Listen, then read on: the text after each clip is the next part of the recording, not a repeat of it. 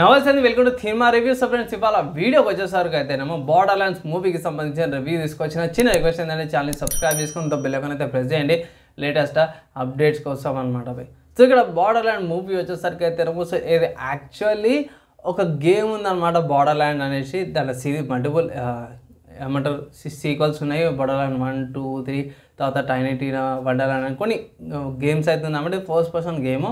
ఆ గేమ్ని బేస్ చేసుకొని మన వాళ్ళు అయితే మూవీని అయితే తీసారు అన్నమాట. ఇక్కడ మూవీ యొక్క డ్యూరేషన్ చూసుకుంటే మాత్రమే 1 hour 40 minutes ఉంది. ఇంట్రోస్ అవుట్రోస్ అవన్నీ తీసేస్తాయి. ఇట్లా గంటన్నర సినిమాని.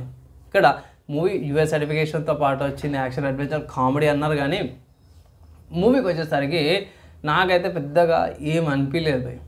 ఇక్కడ మెయిన్ ఫీమేల్ క్యారెక్టర్ ఎవరైతే ఉన్నారో ఆమె మీద ఎక్కువ ఫోకస్ చేసిరు అన్నమాట బై. అండ్ ఇంకో చిన్న పిల్ల ఉంటుంది టైనీ అని, టీనా అని, ఆమె మీద ఫోకస్.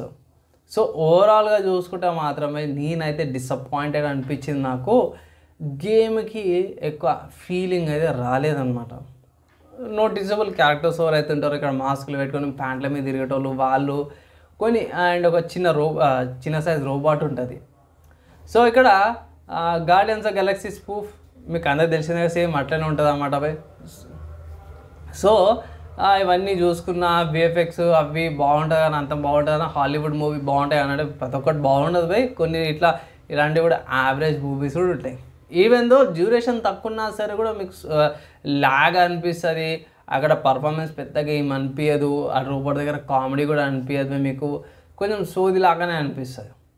ఇక్కడ మీకు మంచి విషయం ఎక్కడ అనిపిస్తుంది అంటే అక్కడక్కడ విఎఫ్ఎక్స్ సీన్స్ ఏవైతున్నాయో అవి బాగున్నాయి. ఎండింగ్లో స్లైట్గా చిన్న ఫైట్ లాగా కూడా కనిపిస్తుంది విఎఫ్ఎక్స్ షార్ట్స్, అవి బాగున్నాయి అవి.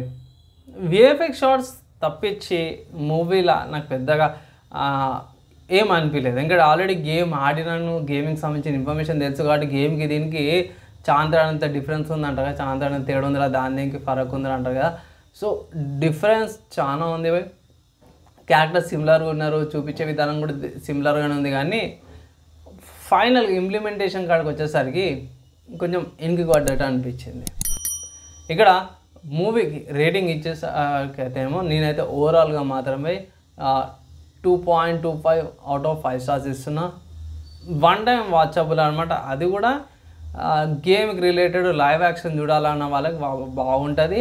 అండ్ అక్కడక్కడ విఎఫ్ఎక్స్ షార్ట్స్కి బాగుంటుంది అన్నమాట. మిగతా అంతా కూడా సోది లాగ్ అనిపిస్తుంది.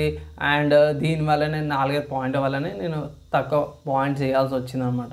అంటే ఇది నా రివ్యూ, నా ఒపీనియన్ అనమాట. మీకేమనిపించింది? మీ ఒపీనియన్స్ కింద కామెంట్ చేయండి. వీడియో నచ్చి మంచిగా అనిపిస్తే లైక్ అండ్ షేర్ చేయండి. నెక్స్ట్ వేళ కలుసుకుందాం.